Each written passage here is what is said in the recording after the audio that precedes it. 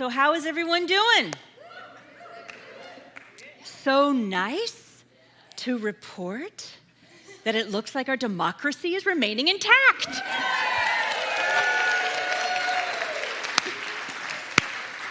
Oh, what a week.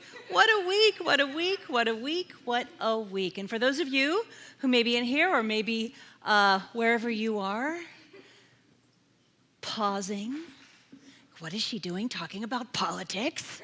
What? I get it, and here's what I want to say. The word politics for some people was a dirty word, wasn't it? And I get it. The corruption that,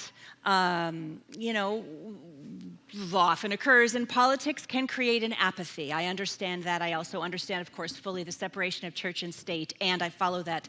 And what I want you to know is the very word politics comes from the Greek polites, which means citizens or people. Politics is for the people. Let us keep that in mind as we move forward. Yes? Yes. Yes. And we, the people, are always at choice, a key word in this midterm, at choice. And because everything is holy, as Brian just sang so beautifully, everything is spiritual, which is what we teach here, huh? What do you mean everything is spiritual? I will get into that. Moving forward in the next few weeks, we have an opportunity together to lean into our faith and to allow it to strengthen us, to allow it to bolster us. The German philosopher Rudolf Barrow wrote, "When an old culture is dying, the new culture is created by those people who are not afraid to be insecure." When an old culture is dying, the new culture is created by those people who are not afraid to be insecure. Okay, who here just loves being insecure? Said no one ever, right? Much easier said than done, dear Rudolf Barrow, and yet so much wisdom in that. Our relationship to insecurity is directly linked to the level of trust and therefore faith we have in our life. How many of us hold back in our relationships, not wanting to risk getting hurt? We hold back in our creative endeavors, not wanting to risk failing. We hold back moving forward in our lives because where we are is what we know, and often what we know, even if it may be the slightest bit dysfunctional, is wrapped in the illusion of safety or sameness. So often we choose sameness out of fear. It's so interesting to me how so often as humans, we have faith up to a certain point. You know, we trust up to a certain point. And then out of fear or disappointment, we hold back our trust because the fear of disappointment is huge, isn't it? How many times have you heard someone say, "Oh, I don't want to get my hopes up"? Are you someone who says, "I don't want to get my hopes up"? Zero judgment. Very, very common. Or when someone says, "Oh, I don't want to jinx it." I don't want to jinx it. When we are in that energy, I don't want to get my hopes up, I don't want to jinx it, what are we putting our faith in? The jinx. When we are not leaping with faith, when we are not wanting to get our hopes up, what exactly is it that we are trusting? That something bad might happen. That's where we're placing our trust. And it's culturally embedded in the West. It's culturally embedded in the West. And we here in Spiritual Community get to flip that. We get to know and live and walk and learn ourselves and teach others the absolute opposite of that. So often, out of fear of being disappointed, we end up praying the problem. We end up actually affirming the opposite of what we want. We place our fear of rejection and failure in front of our trust. We place our fear of rejection and failure in front of trust. Ernest Holmes taught that fear is faith misplaced. I'm not talking about the fear of bears that keeps us physically safe. That's a whole different thing, right? I'm talking about the fear of rejection or failure or losing. Fear is faith misplaced. Notice, my friends, do you tend to maybe, just maybe, hang out a little more in the energy of fear than you do in the energy of faith? Which is more prevalent for you? And in what area of your life could you make the conscious decision to move from fear to faith? What is that for you? This week, I invite you into a very simple practice in those moments, and it might come up this week, where you notice you have moved into fear. I invite you to take a breath and gently say to yourself, I trust love is at work in this. Love is my word for God, spirit, source, the universe, quantum consciousness, source, whatever word you want to use, it all works, right? It all works. I trust love is at work in this. Take a deep breath, and if you're comfortable, just say this with me. I trust love is at work in this. Let's do that again. I trust love is at work in this. Think about our country. Take a breath. I trust love is at work in this.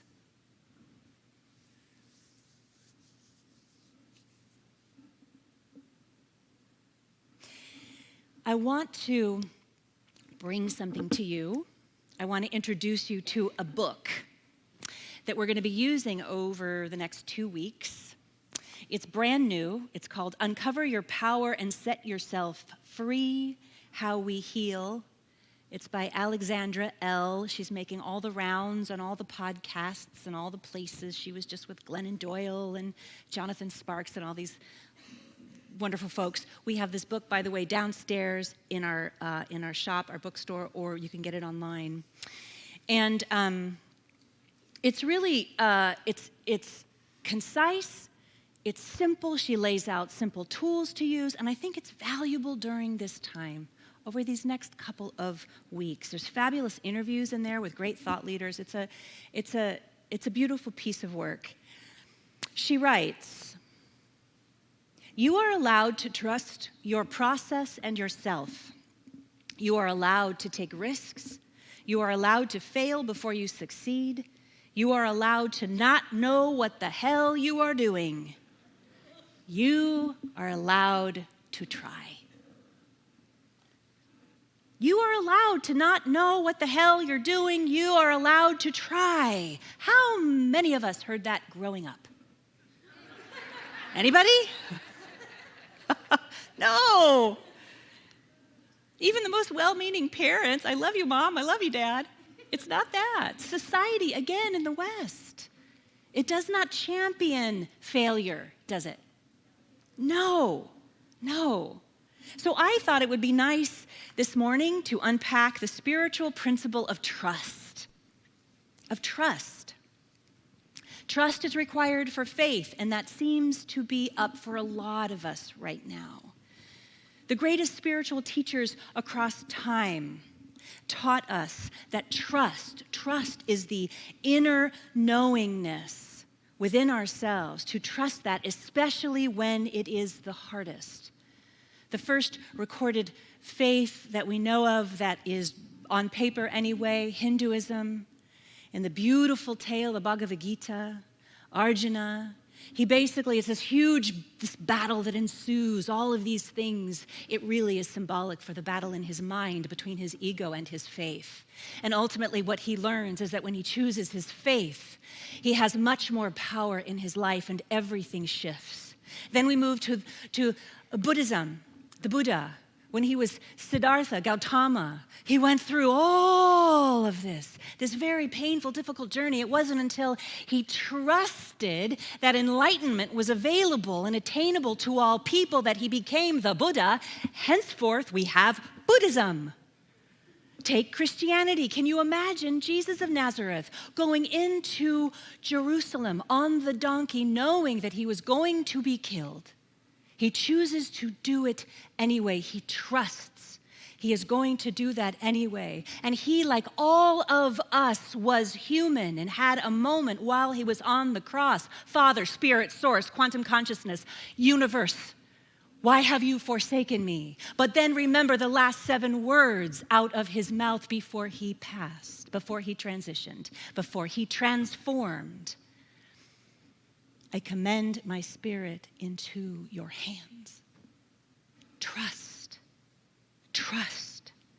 Trust is everything. Now, you may be a person who has a hard time trusting change. Change might be difficult for you. A lot of people struggle with change based on our family of origin and what we navigated growing up. I get it. Another word for change is growth, if that works better for you. Trust is required for growth. It was required for Arjuna. It was required for the Buddha. It was required for Jesus of Nazareth. Trust is required for growth. The growth of ourselves, which of course has this ripple effect, because ultimately it leads to the growth and the expansion of each other. Because what we teach here in New Thought, what we understand is that we are all connected on the seen and unseen sides of life. So as we grow, as we change, as we transform, as we transcend, that occurs not only for those here, but it occurs generationally. As we heal the generations that came before us and the generations that are just waiting to come in. Do you see? It's a powerful choice. It's a powerful choice, but this requires that we allow ourselves to be changed. And it is often difficulty or an adverse situation that if we allow it, if we open our heart and mind to it, we recognize that it is actually present in our lives as a catalyst for our growth. How many of you have gone through something difficult and at the time it was so hard and now you look back and you say, oh, thank God, I'm not that person anymore. I'm not in that situation anymore. I have grown from that. But we forget when we're in it, don't we? You know, as humans, we don't like things to be unpleasant, so it's understandable. It's understandable. But if we can consciously lean into trust, the whole process becomes easier. You move through it more quickly, and getting to the other side becomes something that you do consciously with your eyes and your heart wide open. My friends, this life is a holy process. We are in the collective holy process of expansion and growth. Each one of us incarnated here at this time, yes, this very time, to do that. There's an old story that I love. And it's about a grandmother and her granddaughter. Her granddaughter is a young woman. Her granddaughter has come to her grandmother's house for counsel, for wisdom. Her granddaughter is going through just a terrible, terrible time. And of course, the grandmother lets her in, and the grandmother is listening intently as the granddaughter is telling her all of this challenge that she's moving through. And the grandmother is listening, and as she's listening, she pulls out 3 pots and fills them with water, and she places them on her stove, and she turns them on to high. And she's listening. She's listening intently to her granddaughter as she shares her broken heart and her difficulty. And just as the water in the 3 pots begins to boil, the grandmother takes out a bunch of carrots. She puts the firm carrots into the first pot. She's listening to her granddaughter. She's listening. Then she takes out a dozen eggs, and she just gently puts the eggs into the big pot of boiling water. She's listening and she's listening. And then she grinds some coffee beans, and she pours the coffee beans into the water. She's listening and she's listening. She sits down at the table with her granddaughter, listening.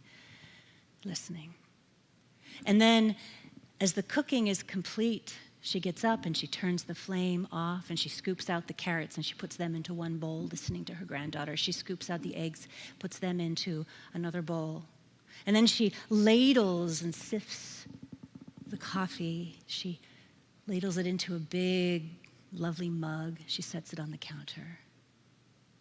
And then she lets the moment settle. And she turns to her granddaughter and she says, "My dear, all of these 3 things, the carrots, the eggs, the ground coffee beans, were put into boiling water. They were navigating adversity and challenge. The carrots went in firm, but they came out weak. The eggs went in soft, but they came out hardened in the center. The coffee, however, the coffee was transformed by the water. The coffee was transformed by the adversity into something even better. Would you like a cup?"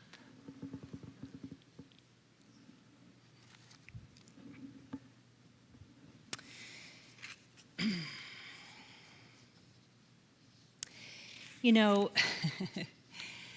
each of us, every one of us, has been faced in some way with adversity. And we may be even facing that right now. That's very possible, you know. But we're at choice. We can become hardened like the eggs. We can become weak like the carrots. Or we can become something better like the coffee. Just like those ground coffee beans, the challenge that you might be facing right now, the exception, of course, is always any kind of abuse. That doesn't even come into this conversation, understand that. But whatever challenge or difficulty you may be facing, I invite you into that metaphor. That if you allow yourself not to become weak, not to become hardened, but to become transformed by the situation, bless you, sweetheart, to become transformed by the situation, you will be better for it. That pot of boiling water, so to speak, that challenge is changing and growing each one of us into something better. It is changing and growing our country into something better. I invite you to hold to that knowing. I invite you to hold to that knowing this week. But it requires trust. It requires that we let go of what has been. We must let go of what has been. Lao Tzu said, "When I let go of what I am, I become what I might be." Ancient wisdom. When I let go of what I am, I become what I might be. So my question for you, beloveds, what fear are you willing to let go of in your life? What fear? And can you trust that just like the coffee grounds, it is transforming into something even greater? And if you are ready to fully trust that, I'm going to invite you into the spiritual practice of just being willing. I know that each of you is facing adversity to different degrees. And so for some of you, you might be sitting there going, yes, Shannon, I'm ready. And there's others of you who are like, hell no. If you're in the second camp, I love you. I promise, as I said a couple of weeks ago, this too shall pass. And the trick for you, if it feels too big, is to be willing. Maybe you can't say yes, but you can say, I am willing to be open to that. It's the bridge to the yes. It's the bridge to the yes. So I'm going to invite you into the energy field of willingness if the thing feels too big. Just keep it open for yourself. Be willing to trust. You know, when we create the room for God's Spirit, Source, the universe, to do its holy work, it rushes in. We are the ones that hold it and make it so hard for Spirit to flow. You know those feelings? You know when things are flowing in your life, the right people call, you find the thing, it's kind of effortless. Think about a moment in your life where it's flowed. The reason for that is because you were open to it.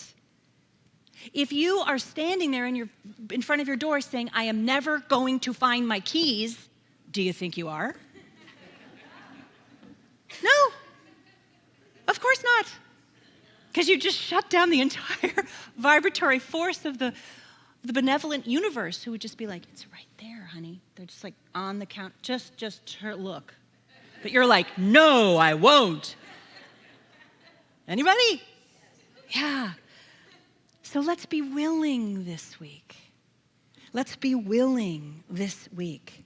There is a Lakota prayer that I love.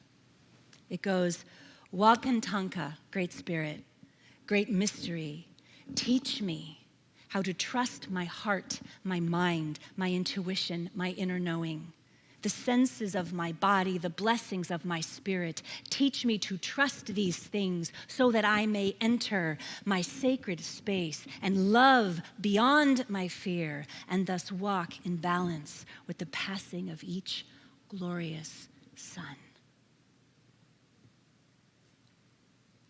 This wisdom of trust is found throughout millennia, across all of the great traditions, and it is here for each one of us. So this week, I invite you to recognize when you may be unconsciously moving into fear rather than faith, and then simply and gently on the next inhale, you can simply say, I trust love is at work in this. Simple. I trust love is at work in this. I trust love is at work in this. I trust love is at work in this. Because if you make room, you allow it to be. And to that, notice where you may be holding on to the way things were, or the way the things you are in your life, you may think that they need to look. I invite you to open and expand and be willing. Be willing for the universe to rush in. Be willing to be open for the miracles. To be open for Spirit to work on behalf of you in your life. Because my loves, that is its impulse. The impulse of the divine is to work on our behalf. So we have an opportunity to lean into that and to remember that and to know that. So I invite you to let go and to let love show up in your life this week. Hi, friends. Thank you so much for watching, and I hope that this message supported you. We are a nonprofit, and we do all of this based solely on the gifts that you give. No amount is too small or too large. You can text to give. You can go online and check out our website. We're doing so much. You can give that way. Thank you so much for being here, for being a part of this community, and for supporting this message of bringing more light, more love, and spirit-led social action out into the world. Thank you. You're loved. So loved.